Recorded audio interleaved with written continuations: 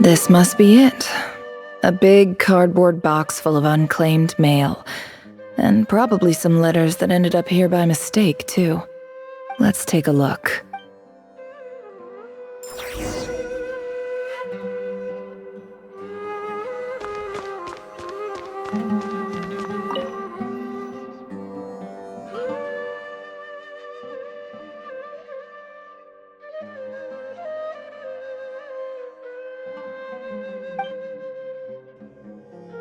A dilapidation survey from Port Ormos. Looks like it's from a Core of 30 representative. What a strange thought. A bunch of mercs losing sleep over rundown buildings. This one was never even opened. I guess the recipient didn't care what the Core of 30 had to say about anything. Who was it addressed to? I don't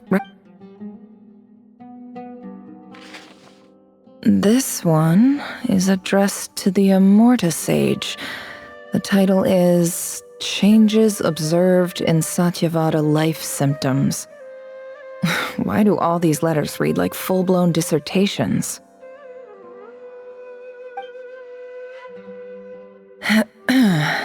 Guided by the incense, we became lost somewhere in the forest. All the barriers between levels of consciousness disappeared as our minds soared around in circles, looking for a branch to seek refuge on. In clinical terms, these symptoms fit the description of incense poisoning. The Immorta Darshan strictly prohibits the use of hallucinogenic substances, but I believe there are still people getting away with it. For example, my neighbor who always breaks out into song and dance after you. This seems like something the academia would want to know about. Why wasn't it collected? Wait, what's this written on the back? The note says, the sender authored this letter while under the influence of mushrooms. I would send it back, but no return address was provided. Stamped by the Grand Conservator of the House of Dana.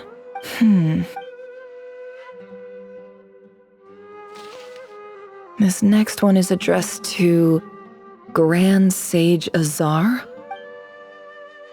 A few words of protest regarding recent changes. In recent years, the academia has taken on a small number of students from the desert region, as per the policy to this effect.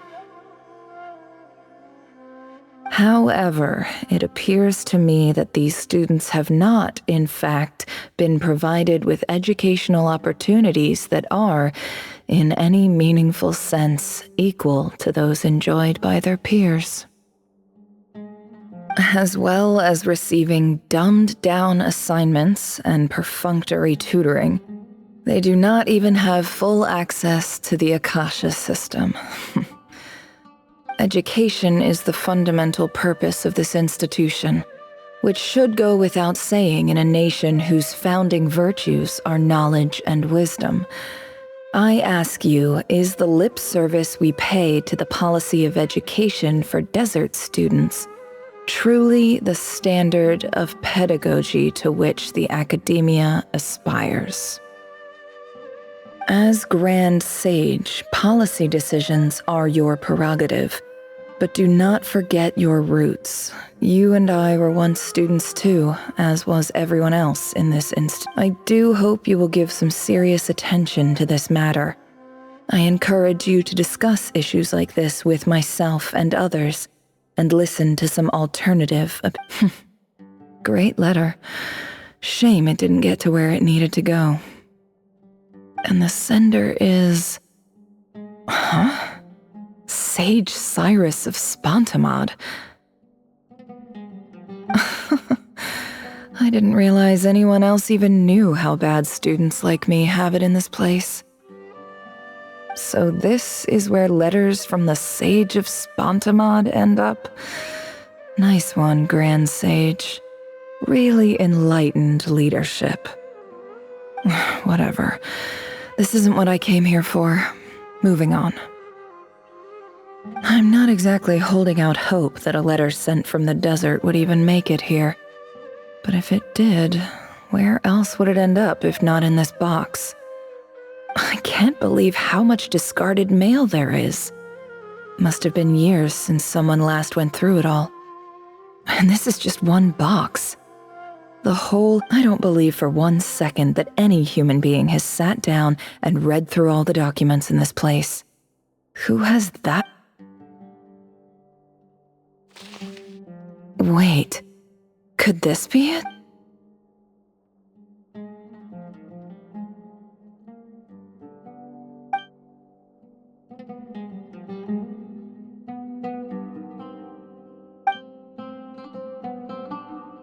Greetings, Halil.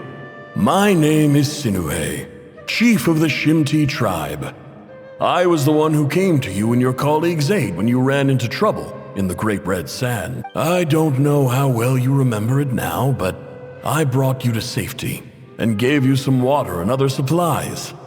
You seemed very pleased. And in my tribe, learning a person's true name is serious business. And I therefore see you all as friends. You were kind enough to leave your contact details, so we could stay in touch. The Shimti tribe lives a harsh, nomadic existence in the desert. You were sympathetic towards my plight, promising to make me a special ambassador of the academia and help us find a way to make a better living. This brings me to my reason for writing. Our tribe has fallen on particular. There was a terrible sandstorm a few days ago, which blocked up the well in our land. To ensure my people's survival, I had no choice but to venture into Eob and Unut territory. The Eob and Unut are descended from the Thamudians. While we trace our ancestry to Tulatala, we worship the Lord of Flowers and have had relatively good relations with our fellow tribes. Up until I found a well belonging to the Eob tribe. They declined to help us, but I really had no other option. So I took some water to keep me and my tribe alive. My actions are certain to incur their wrath. When we met, you assured me that you would be my ally in the academia. I would like to take you up on that offer, because I really need your help. I wonder if you could send an academia representative to meet with me. That aside, the last time you were here, you mentioned that the academia had started accepting students from the desert. And we have next to no resources here in the desert. And my power and influence are limited. Would you consider enrolling my daughter at the academia? She is a smart girl. I know she won't disappoint you. From the outset, the academia never took you seriously. Those things they promised were just empty words. I doubt they even remember the name Sinuhe. And you were so emphatic that your luck had finally changed for the better. You swore you'd lead us to a better place one day. You spoke with such conviction, like you were You liar. You lied about everything. You promised the world and delivered on none of it. And who fell for it? Just me, by the looks of it. Despite your best effort, which makes you a pathetic liar. You weren't even any good at it. I think I'll take over from here. Let me show you how it's done.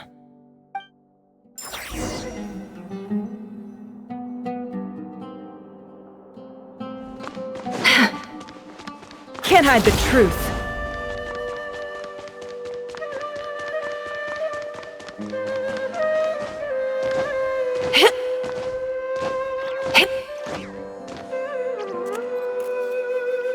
I just came to say goodbye.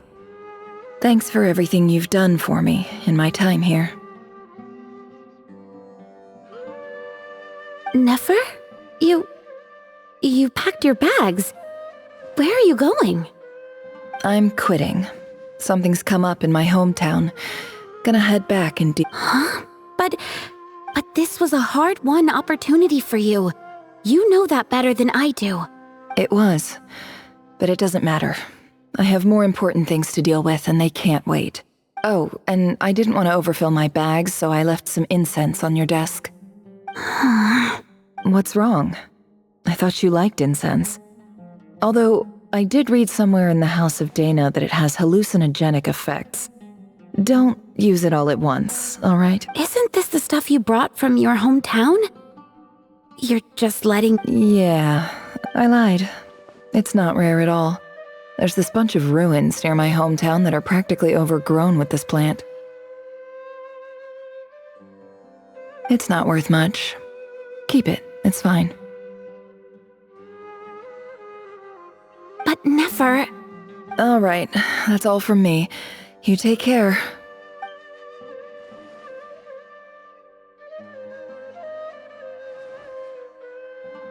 Don't forget me, okay? I mean, we're more than just classmates, right? We're friends. Yeah, I'll remember you. I lied again. That incense is worth a fortune, and it's a rare find even in those ruins. And as for remembering her, I have far too much to do when I get back. No time to reminisce. I'll be lucky if I even make it through this alive. But either way, I expect I'll forget you pretty quickly.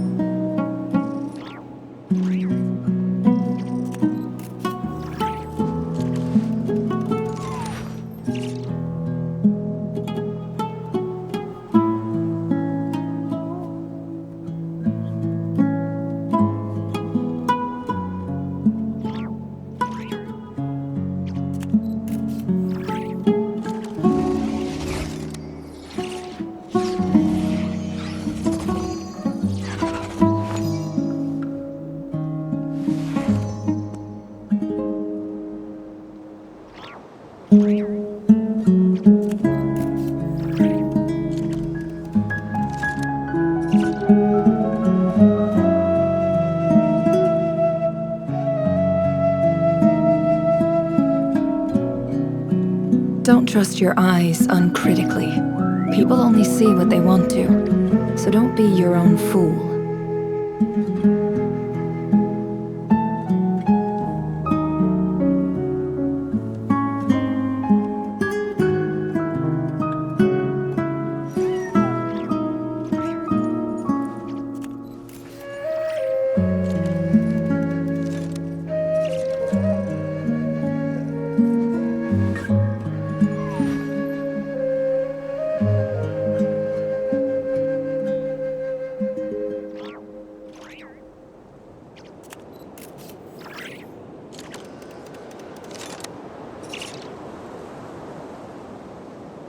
Emotions are like a raging torrent that surges through the mind.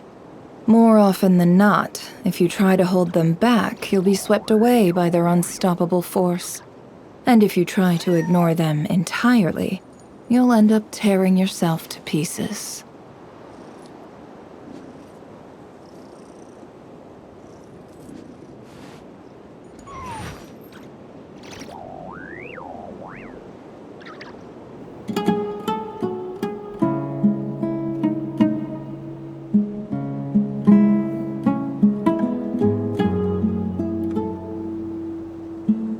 Why does Ashru sit up on the counter? To welcome our clients, of course.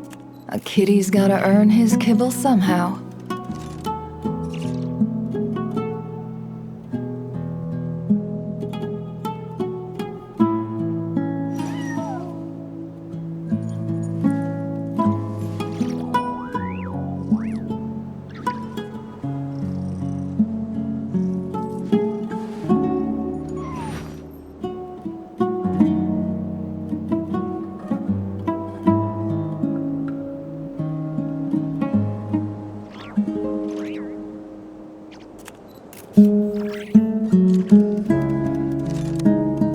Don't trust your eyes uncritically.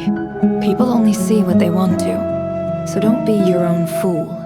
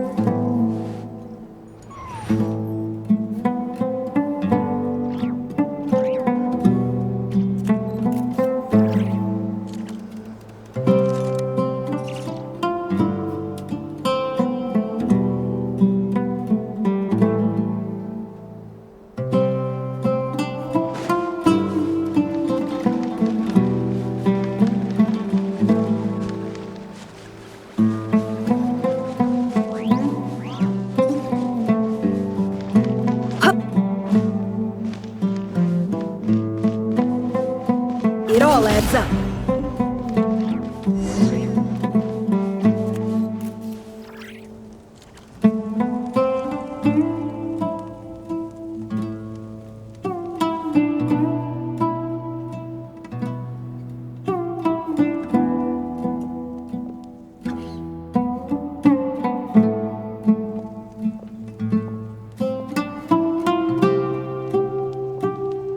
It's a pleasure to meet you, Mr. Arif. So, what does the Academia want? Since they've sent their special ambassador, I assume there's a big business deal to be made. If not, I'd be very disappointed. Please, sir, lower your blade. You're lucky I'm the one they sent. Not all special ambassadors share my admiration for the Iab people. The ever-shifting balance of power in the desert reduced the once great civilizations of this region to rubble and sand. But the story of the Iab has a very different trajectory. Others grew weak, but you grew strong, beginning in obscurity and moving to prosperity. You're the only ones who defied the trend. Huh. So, you do know who you're dealing with? This well is the perfect symbol of your strength, is it not? It used to belong to the Unut, but it looks like you have control over it now. You're not wrong. But I'm sure you didn't come all this way just to flatter us. Of course not. I came to bring you some very good news. Some information that recently came to light, which might just be your ticket to freedom. Records uncovered by the Vahumana Darshan show that a certain well currently under Iab control is built on top of some ancient ruins. These ruins are of great archaeological interest to the Academia. I checked the map carefully on my way over here. and I'm confident that this is the well in question.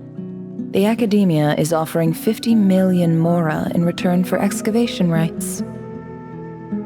50 million? No, wait. If these ruins are as important as you say, 50 million's a little low, don't you think? Don't get greedy, Iab. We know far more than you think. We know that you seized this well by force. Wasn't that the first step in your rise to power? To drive away the Unut and steal their water supply?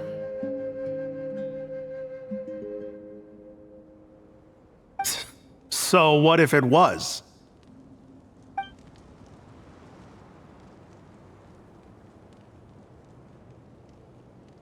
Don't worry. As unscrupulous as it was, it's something we're willing to overlook.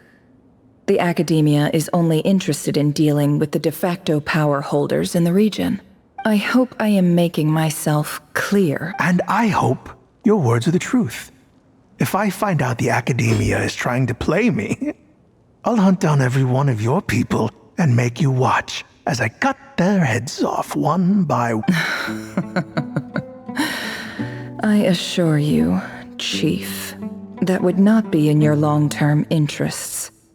You don't want to make an enemy of the Academia. You see how I'm dressed, don't you?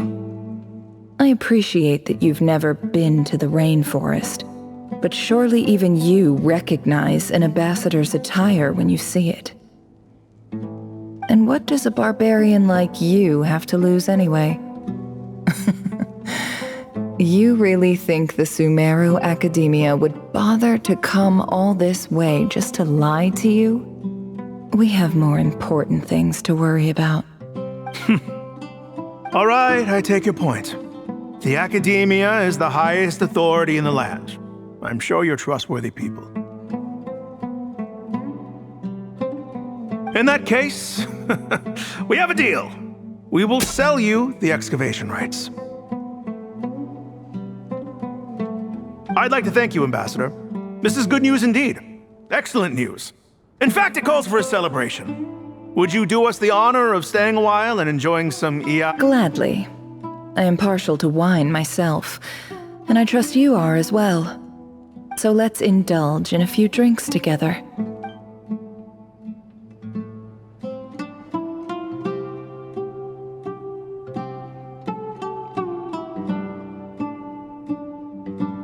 Chief!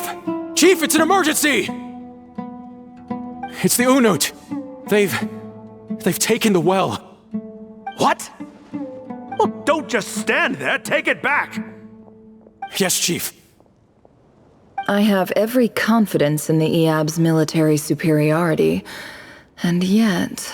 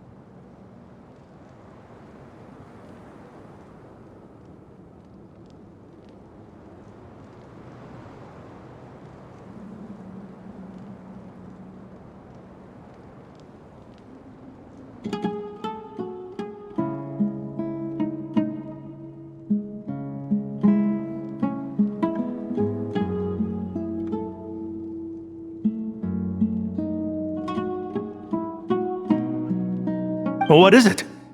The Unut's response was alarmingly fast. The day after we reach a deal, they seize the well. This can't be a coincidence. Perhaps there is a traitor in your— I don't think so. I am obliged to remind you, Chief, that the Academia will only deal with the de facto power holders. If you cannot regain control over the well, I'm afraid you won't see a single mora of that 50 million. No!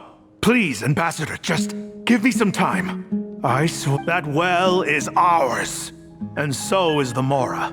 Glad to hear it. I will wait here for an update. If there is a traitor, I will find them. In the meantime...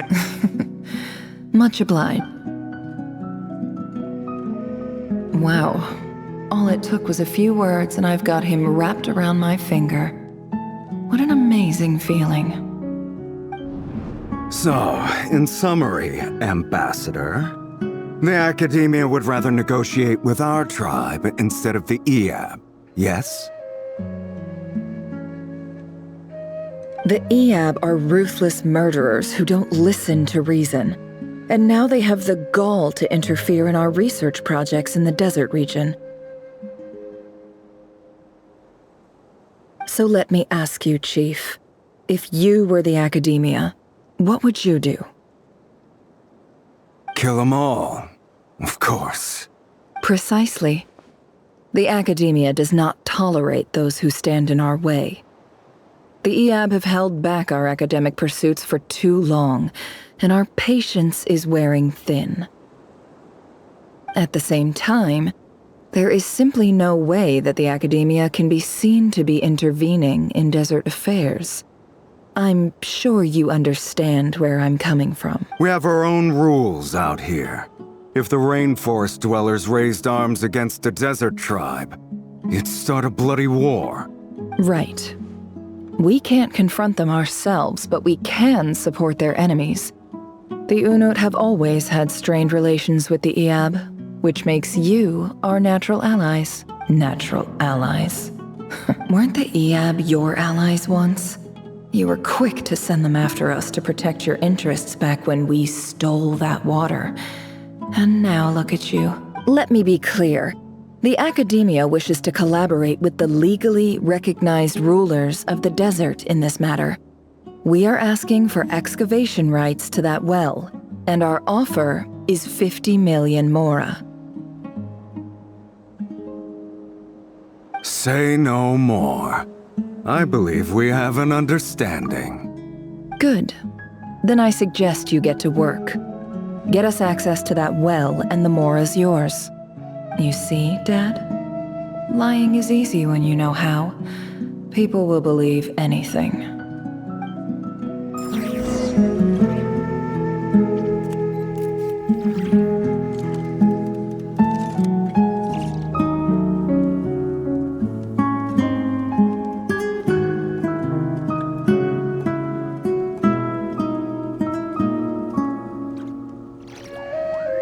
Why does Ashru sit up on the counter? To welcome our clients, of course. A kitty's gotta earn his kibble somehow.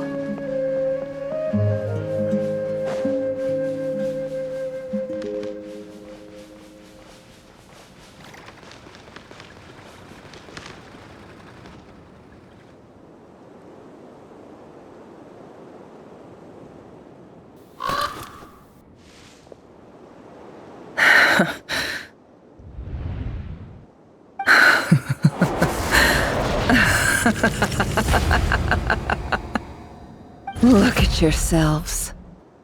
You may be vile, savage monsters, but your butchered bodies bleed like any others.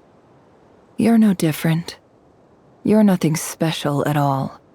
The monsters who destroyed my home, they're just ordinary, petty human beings. What a joke. I think we're even now. Maybe I've even done the desert a favor. It's a better place without all these people around. Oh, Sinuhe, my gullible fool of a father. Perhaps if you'd been as ruthless as I was today, our tribespeople would still be alive. In this dog-eat-dog world, a chief needs to be tough to survive. But you couldn't do what had to be done. So I did it for you. Nefer, it's okay. All of this is in the past now. I believe I remember you promising to remain silent. Yeah, but even so... Yehoda, is there anything you can do to ease the tension?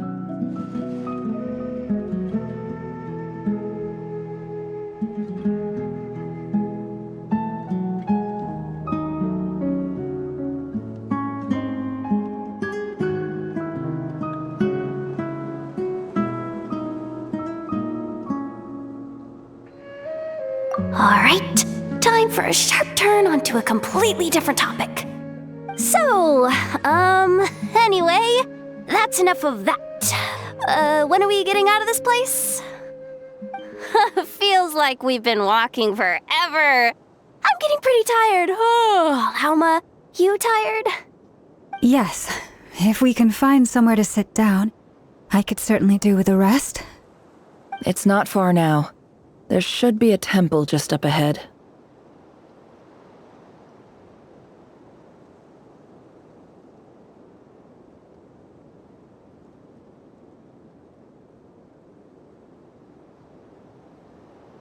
Yes.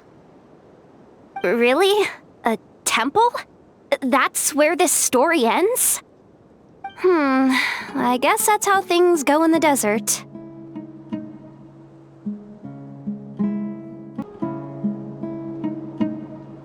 Desert dwellers can never escape their destiny. Or so everyone says. I never wanted to believe it, but looking back now, I'm as desert as they come.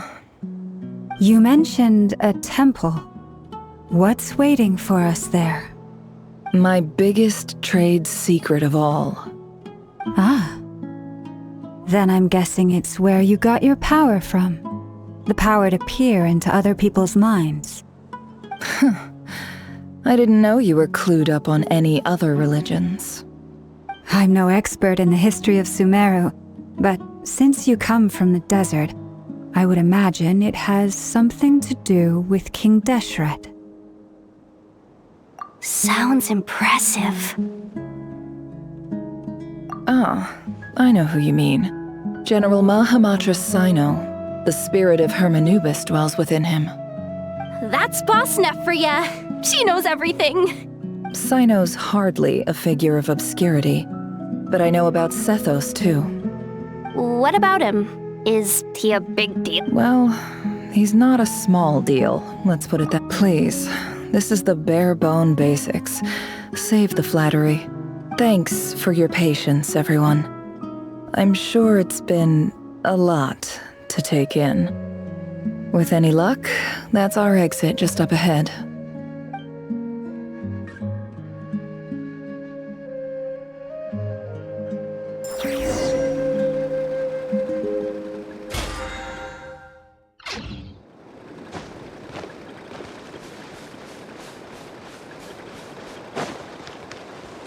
Can't hide the truth.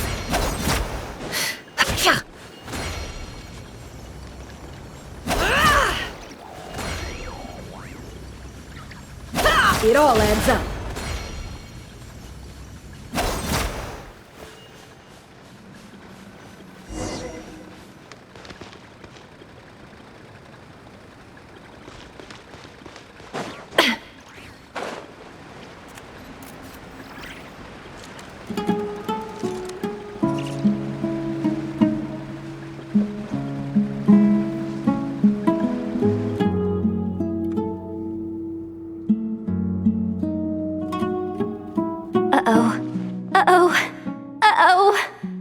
I'm totally out of my depth here. I don't have anything to add about any of this stuff. Like, look at that statue, for instance. I want to do the whole name-dropping, this girl knows her stuff thing too, but I've never seen anything like it before. A statue with the head of a bird. That's Thoth, the Ibis King, one of the 7 pillars of King Deshret. The legends say that he, the Crocodile King, and the Goat King were the 3 retainers of King Deshret. Let's take a look.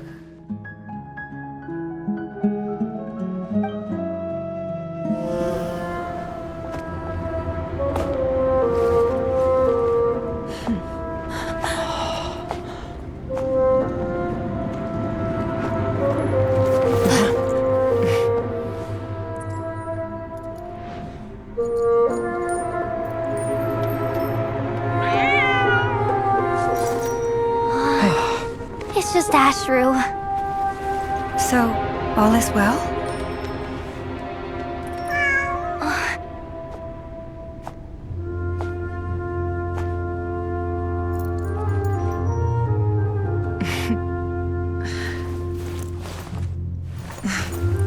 Typically speaking, at this point, the world disintegrates. Then we find ourselves back in the outside world. Besides, these are my memories. There's nothing to fear. You're sure? Of course. It's almost over.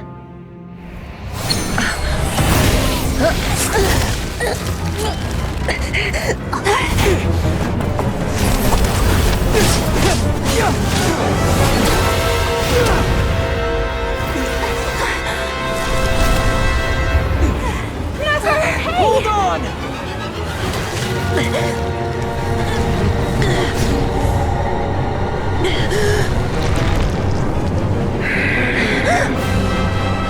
Knowing too much is always a death sentence. Speak for yourself.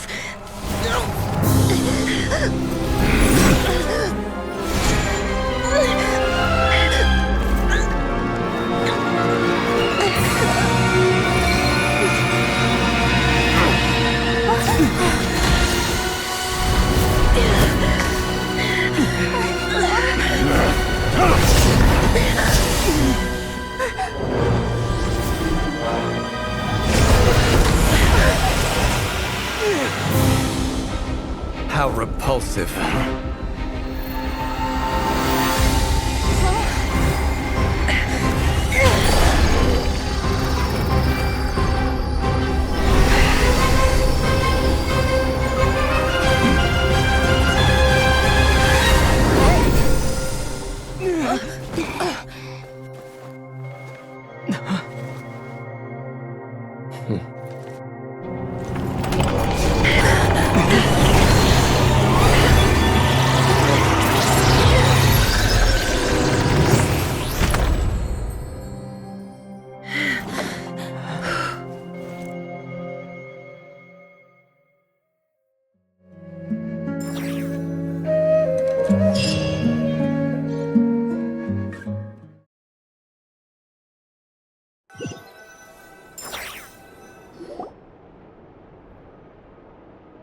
Timed that pretty well, didn't I? It's okay. I'm just glad no one was hurt. Paimon noticed you doing something too, Dainsleif. Were you helping get them out? Of course. When I asked Nefer to conduct this investigation, I was not naive to the dangers involved. I had a duty to ensure your safety.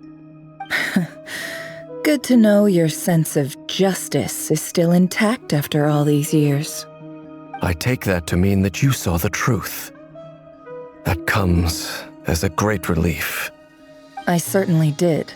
And thanks to your help, I also managed to trap Rerir inside the chess set. Whoa, really? How'd you manage that? Well, to be honest, I sensed that something was wrong long before we made it to the temple. By using this fragment to probe into Rerir's past, well, the monster formerly known as Rerir, it seems I alerted him. I was tracking him, then he caught on and started tracking me too. Can't say I'm surprised. But how did he track you through your thoughts alone? That shouldn't be possible. Rerir was a secret agent who reported directly to the Vinster King.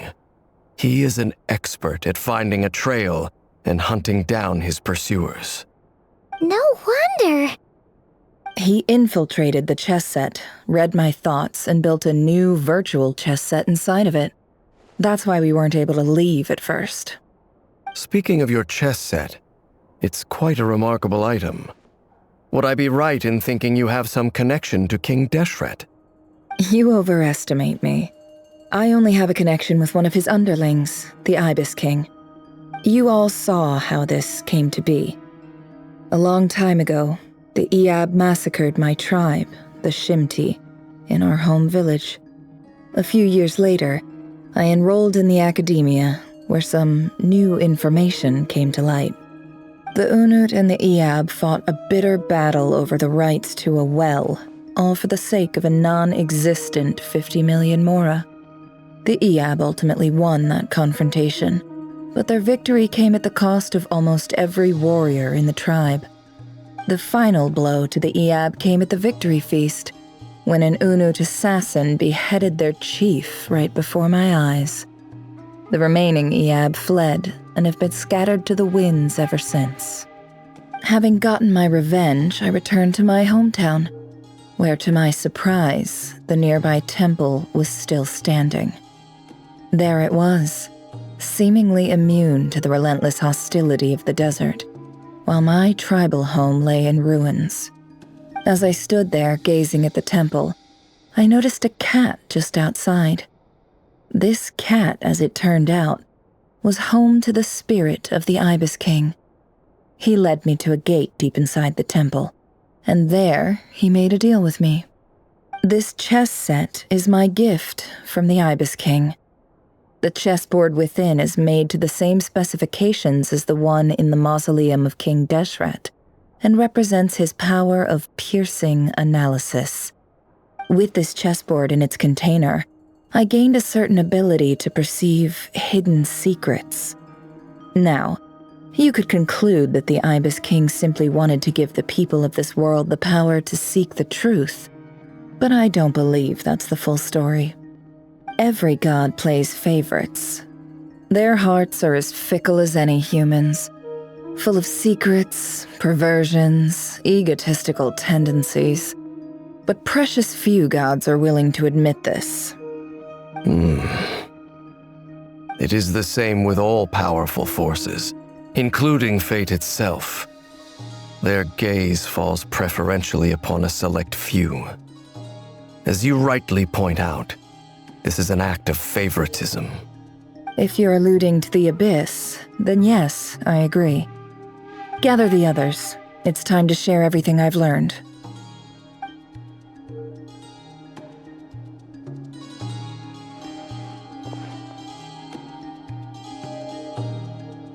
Thank you all for being here. As promised, I did some further investigating into the Reicher of Solnari's background. I am pleased to report that the investigation has been most fruitful indeed. The Reicher of Solnari, real name Rerir, was once a Conrian subject who served the Vinster King. I will now share the important details of his story. Please save any questions or comments for the end.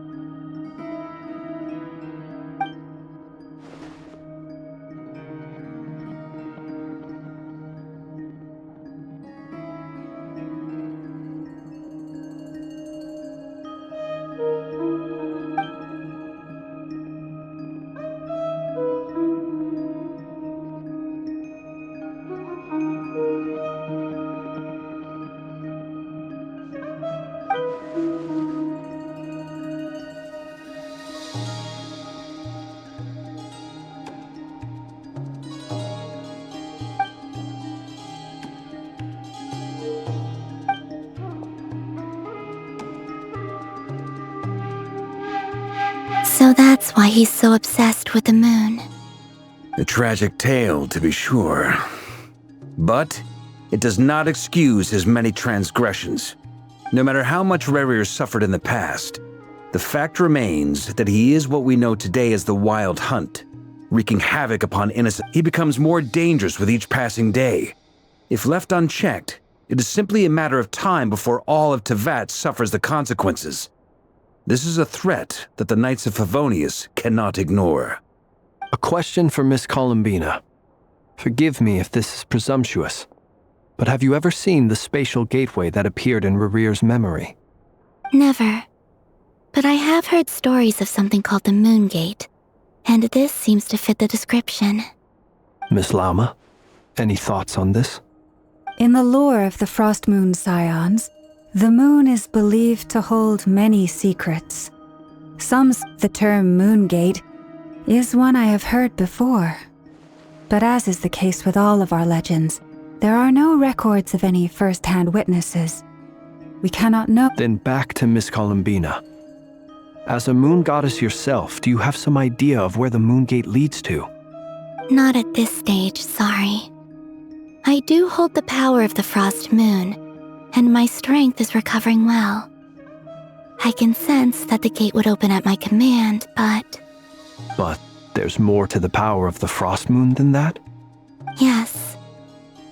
A moon goddess has the right to open the Moon Gate, since it is a path to the moon. But as never mentioned, holding open a spatial gateway takes a huge amount of power. And right now, I need to conserve my energy to fight the Reihir of Solnari. I'm afraid this is one mystery we may have to leave unsolved for now. I agree. Better to save your strength. But if you'll humor me for a moment, I have a bold conjecture of my own regarding the world beyond the gateway. I highly suspect that neither Tholindis nor Rerir made it through unscathed. The evidence pointing to this is the fact that the Reihir of Solnari exists in the form of countless fragments.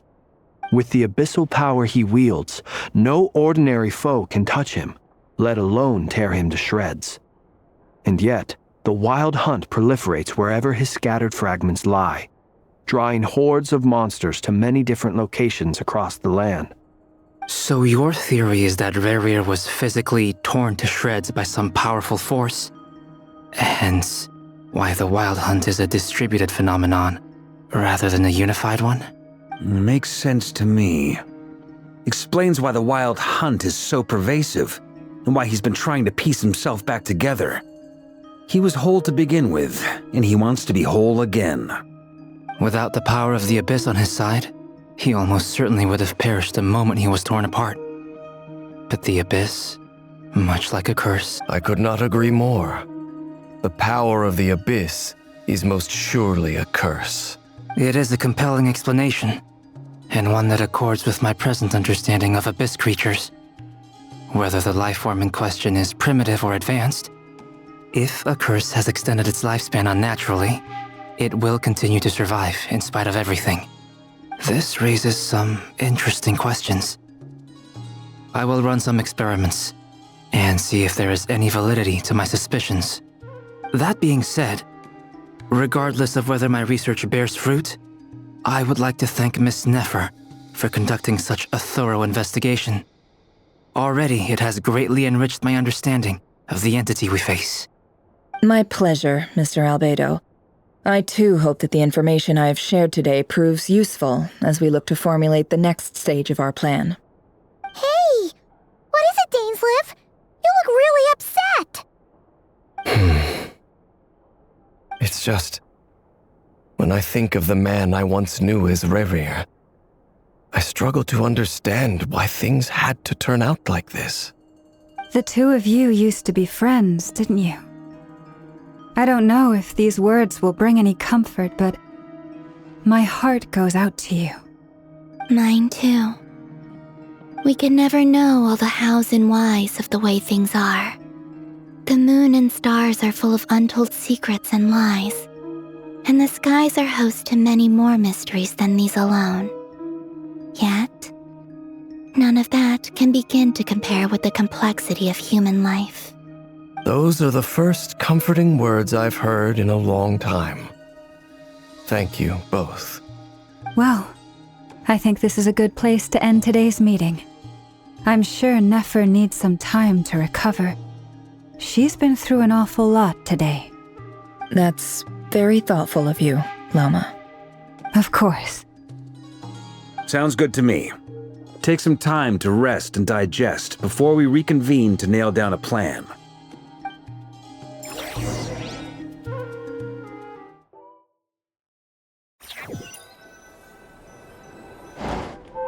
Hey, is this a bad time? Hope I didn't kill the conversation. No need. Come on, let's talk outside.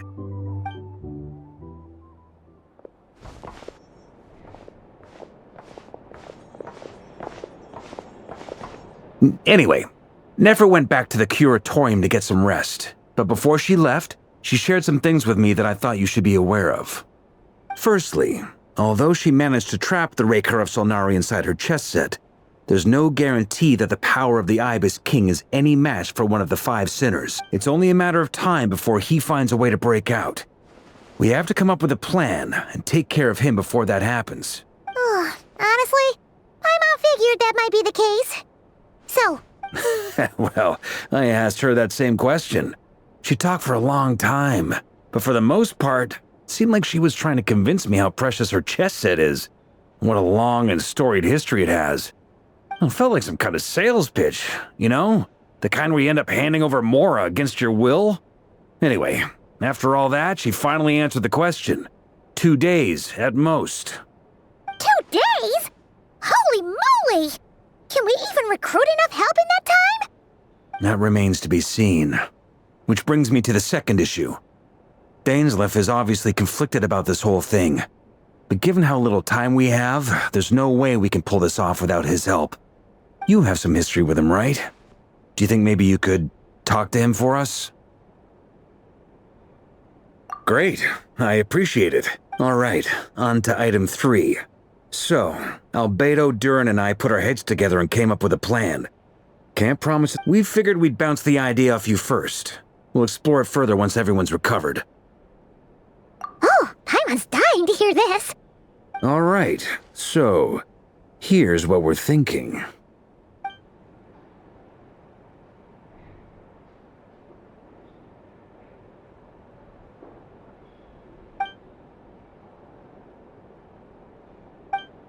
We felt a little uneasy about roping you into this. I mean, firstly, you're not locals, and secondly, none of us are your boss. You're well within your rights to refuse if you so choose. Roping us in? Why would you even say that? We know the stakes here. It's all of us against the Rayher of Solnari, or none of us stand a chance. I choose my words very intentionally, I'll have you know. I like to think there's an art to striking a down-to-earth tone even when the stakes are through the roof. Sir Varka, I have a few thoughts about this plan. I'm all ears. I think we can be more flexible with how the roles are allocated. In my view, the most sensible lineup would be like this.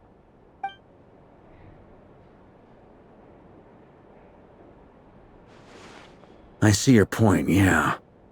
But if that's how we're going to approach this, you'd better make sure you're ready. To be clear, I don't doubt your abilities. Far from it. I just want to make sure. Are you really willing to take all this on? I want to do everything within my power. The Rayher of Solnari is a truly fearsome opponent, and if I do my part, it'll greatly reduce the risk for everyone else involved. Well, that tracks with what I've heard. Jean's mentioned in her letters that you're so diligent it's almost abnormal. As in, most people weigh up the risks and rewards in situations like this. But you seem to just march towards danger without a moment's hesitation. Of course, everyone appreciates a fearless pioneer. But all that aside, I'm the Grand Master of the Knights of Favonius, and you're our honorary knight. I want to make sure your courage doesn't come at the expense of your safety. Thank you, Sir Varka. I should be the one thanking you. It means a lot to have you on board. I'll give some serious thought to your suggestions.